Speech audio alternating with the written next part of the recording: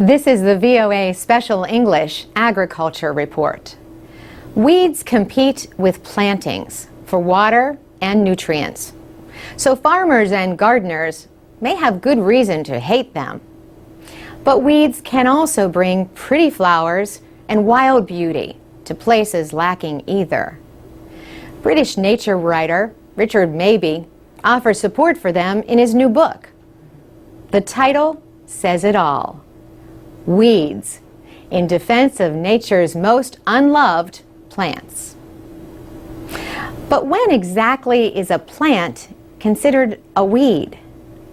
Experts at Penn State University say the answer is simple: when the undesirable qualities outweigh the good qualities.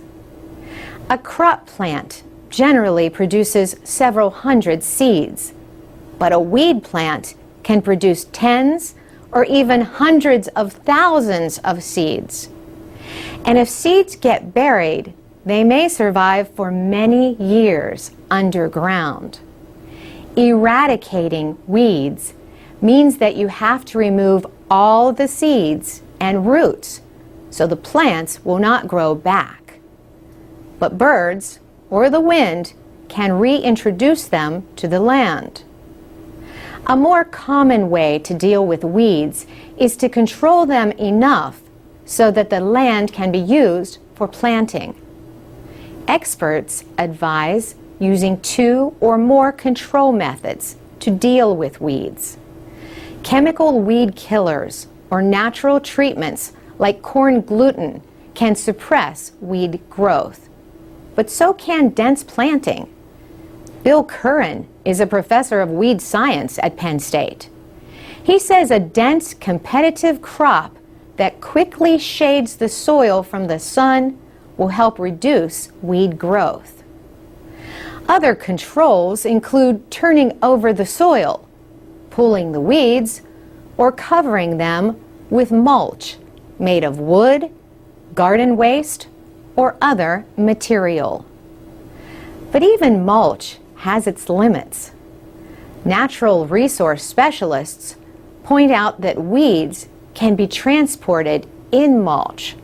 This is also true of soil, grain, hay, and animals. Yet animals like sheep or goats eat weeds, so they can provide a biological control. Insects and other organisms can also act as biological controls. Preventing the spread of weeds is an important part of weed management. Farm vehicles should be kept out of areas with weeds. If that is not possible, then clean off the equipment and your shoes when leaving. Some people burn weeds or bury them deep in the ground, or make them into mulch. Professor Curran says another way to make use of weeds is to compost them. The process of making organically rich compost produces heat. This heat kills many, though not all, weed seeds. The same is true for seeds that pass through animals that graze on weeds. For VOA Special English, I'm Carolyn Presutti.